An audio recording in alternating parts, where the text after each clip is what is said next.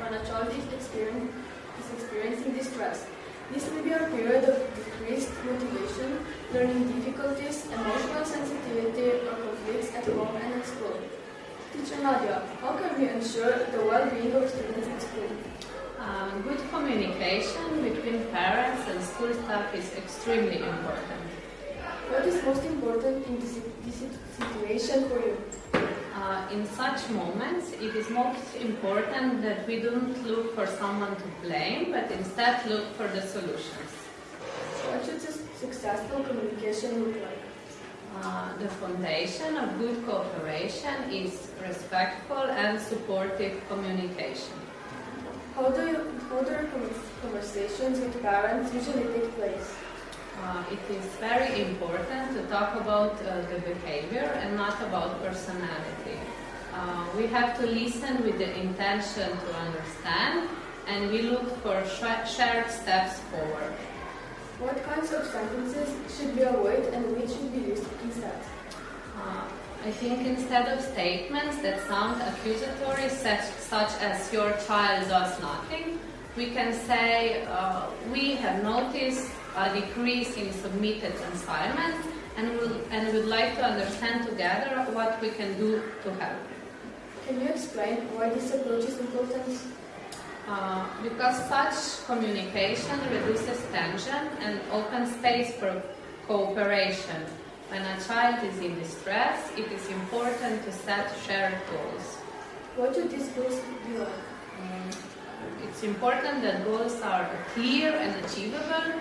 We do not simply say things that things should improve, but define what that means in practice. For example, we would like more regular submission of assignments, an established home routine, or improved communication between school and home. It is important that goals are small and realistic. Small steps often lead to more progress than large goals. What is the next key element?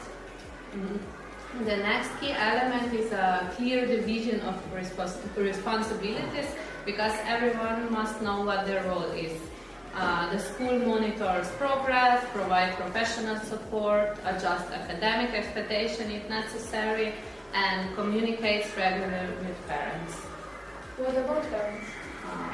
Parents provide a supportive home environment, encourage routines, and participate in agreements. Does the student also take part in this process? Yes, of course. Depending on their age, the students participate in setting agreements. They have to express their difficulties and strive to follow shared goals. When roles are clear, there are fewer misunderstandings and a greater sense of security. Do you meet only once? No, I think regular short conversation, often called as check-ins, are very important.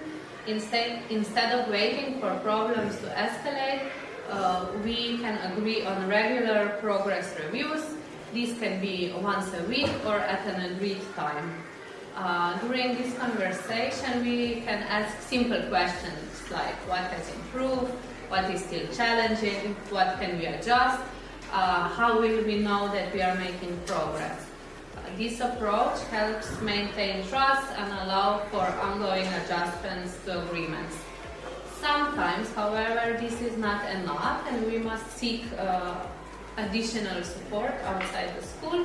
And this is not a sign of failure. On the contrary, it means we are acting in the best interest of the child. The most important message is this: when a child is in distress, they need to feel that the adults are working as a team, not as two opposing sides, but as partners with the same goal. A partnership between school and family is based on respect and clarity and cooperation, and when we achieve this, we create an environment in which the child will feel heard, understood, and supported. Thank you very much for the conversation and for everything you do for your children every day.